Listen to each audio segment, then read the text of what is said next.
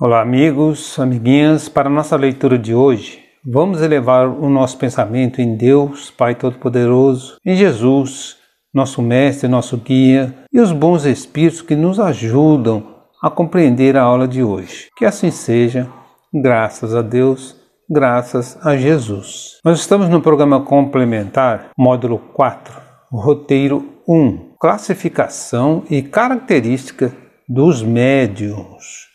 Kardec classificou os médiuns em duas grandes categorias: médiuns de efeitos físicos ou que têm o poder de provocar efeitos materiais ou manifestações ostensivas, e médiuns de efeitos intelectuais, os que são mais aptos a receber e a transmitir comunicações inteligentes. Isso está lá no livro dos médiuns, capítulo 16, no item 187. Estamos no item 2, médiuns de efeitos intelectuais. A classificação adotada por Kardec para os médiuns de efeitos intelectuais é a seguinte: médiuns audientes.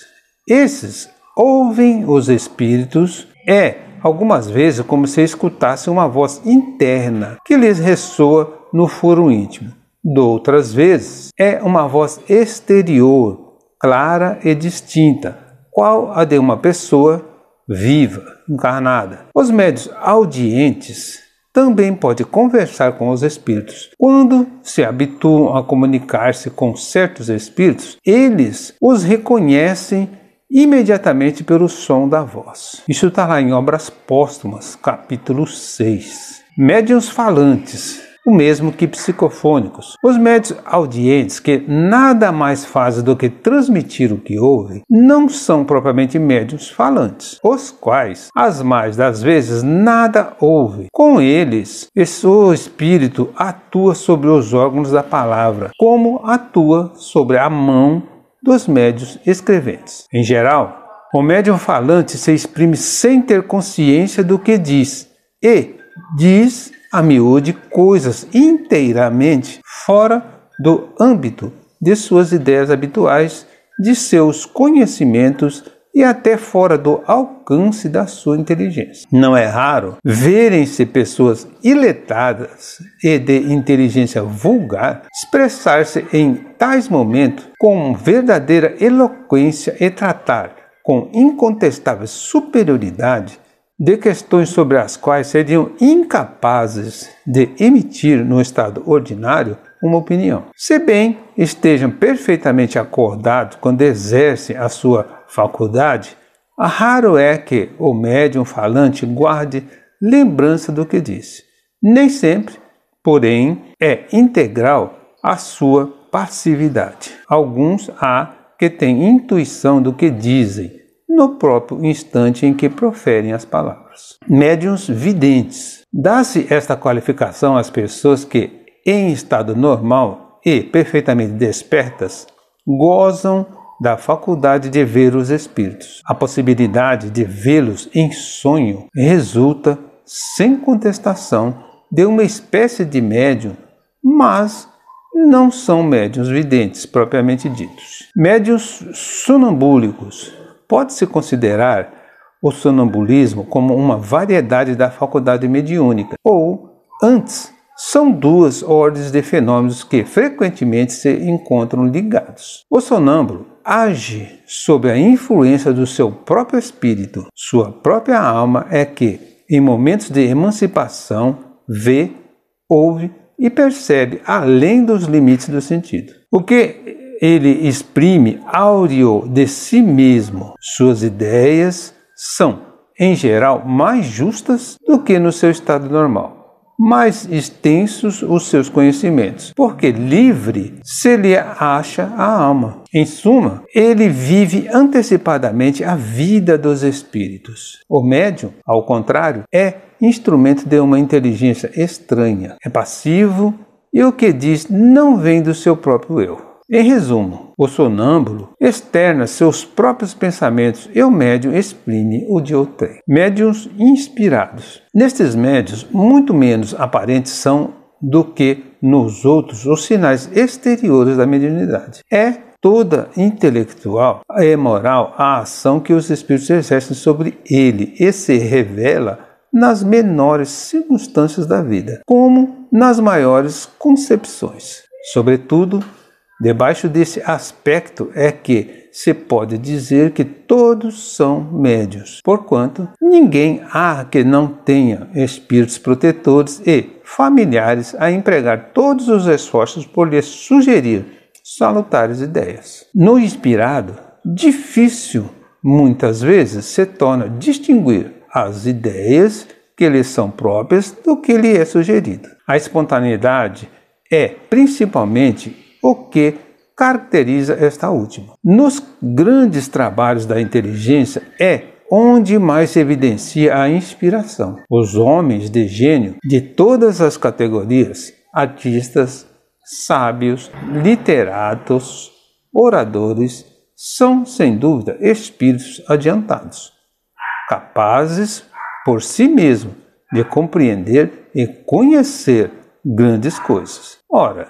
precisamente porque são considerados capazes é que os espíritos que visam a execução de certos trabalhos lhes sugerem as ideias necessárias, de sorte que, na maioria dos casos, eles são médios sem o saberem. Tem, contudo, vaga intuição de uma assistência estranha, porquanto aquele que apela para a inspiração nada mais faz do que uma evocação. Médiuns de pressentimento. Pessoas há que, em dada circunstância, têm uma imprecisa intuição das coisas futuras. Essa intuição pode prover de uma espécie de dupla vista, que faculta se entrevejam as consequências das coisas presentes, mas, de outras vezes, resulta de comunicações ocultas, que fazem de tais pessoas uma variedade dos médiuns inspirados. Médiuns proféticos. É igualmente uma variedade dos médiuns inspirados. Recebem, com a permissão de Deus e com mais precisão do que os médiuns de pressentimento, a revelação das coisas futuras, de interesse geral, que eles recebem o encargo de tornar conhecida aos homens, para lhes servir de ensinamento. De certo modo, o pressentimento é dado à maioria dos homens para uso pessoal deles. O dom da profecia, ao contrário, é excepcional e implica a ideia de uma missão na Terra. Todos esses itens que nós lemos estão lá no livro Obras Póstumas, capítulo 6. Médiuns estáticos. Os que em estado de êxtase recebem revelações da parte dos espíritos. Médiuns pintores, ou mesmo que pictográficos ou desenhistas, os que pintam ou desenham sob a influência dos espíritos. Falamos dos que obtêm trabalho sério, visto que não se pode dar esse nome a certos médiuns que espíritos zombeteiros levam a fazer coisas grotescas que desabonariam o mais atrasado estudante. Médiuns músicos, os que executam, compõem ou escrevem músicas sob a influência dos espíritos. Há médiuns músicos, mecânicos, semimecânicos, intuitivos e inspirados, como os há para as comunicações literárias. Isso está lá no livro dos médiuns, no capítulo 14. Dentre os médiuns de efeitos intelectuais, Kardec destaca pela sua importância à época da elaboração da codificação espírita os escreventes ou psicógrafos, classificando-os segundo o modo de execução, segundo o desenvolvimento da faculdade, segundo o gênero e a particularidade das comunicações, segundo as qualidades físicas do médium e segundo as qualidades morais do médium, conforme se encontra nos itens 191 a 195 do capítulo 16 da segunda parte do livro dos médiuns. Veremos aqui as principais características dos médiuns psicógrafos, considerando-se tão somente o modo de execução da sua faculdade, por apresentarem essas características os traços mais relevantes para a sua identificação. A denominação de médium psicógrafo é dada à pessoa que escreve sob a influência dos espíritos. Assim como um espírito pode atuar sobre os órgãos vocais de um médium falante e fazê-lo pronunciar palavras, também pode servir-se de sua mão para fazê-lo escrever. A mediunidade psicográfica apresenta 3 variedades bem distintas: os médiuns mecânicos, os intuitivos e os semimecânicos. Com o médium mecânico, o espírito lhe atua diretamente sobre a mão, impulsionando-a. O que caracteriza este gênero de mediunidade é a inconsciência absoluta por parte do médium do que sua mão escreve. O movimento desta independe da vontade do escrevente. Movimenta-se sem interrupção, a despeito do médium, enquanto o espírito tem alguma coisa a dizer, e para desde que este último haja concluído. Com o médium intuitivo, a transmissão do pensamento serve de intermediário ao espírito do médium. O outro espírito, nesse caso, atua sobre a mão para movê-la, atua sobre a alma, identificando-se com ela e imprimindo-lhe sua vontade e suas ideias. A alma recebe o pensamento do espírito comunicante e o transcreve. Nesta situação, o médium escreve voluntariamente e tem consciência do que escreve, embora não grafe seus próprios pensamentos. Torna-se frequentemente difícil distinguir o pensamento do médium do que lhe é sugerido, o que leva muitos médiuns deste gênero a duvidar da sua própria faculdade. Podem reconhecer-se os pensamentos sugeridos pelo fato de não serem nunca pré-concebidos. Eles sugerem à proporção que o médium vai escrevendo e não raro são opostos à ideia que este previamente conceberá. Podem mesmo estar fora dos conhecimentos e da capacidade do médium. Há grande analogia entre a mediunidade intuitiva e a inspiração. A diferença consiste em que a primeira se restringe quase sempre às questões de atualidade e pode aplicar-se ao que esteja fora das capacidades intelectuais do médium. Por intuição, pode este último tratar de um assunto que lhe seja completamente estranho.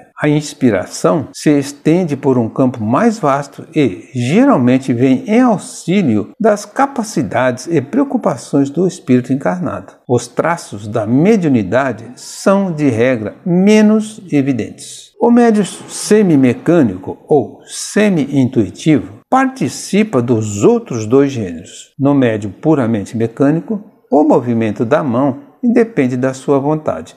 No médium intuitivo, o movimento é voluntário e facultativo. O médium semimecânico sente na mão uma impulsão dada malgrado seu, mas ao mesmo tempo tem consciência do que escreve, à medida que as palavras se formam. Com o primeiro, o pensamento vem depois do ato de escrever. Com o segundo, precede-o. Com o terceiro, acompanha-o. Finalmente, Kardec incluiu, ainda entre os médiuns psicógrafos, os seguintes: médiuns polígrafos, aqueles cuja escrita muda com o espírito que se comunica, ou aptos a reproduzir a escrita que o espírito tinha em vida. Médiuns poliglotas, o mesmo que médiuns de xenoglossia, os que têm a faculdade de escrever. Pode também tais médiuns falar em línguas que lhes são desconhecidas. Médiuns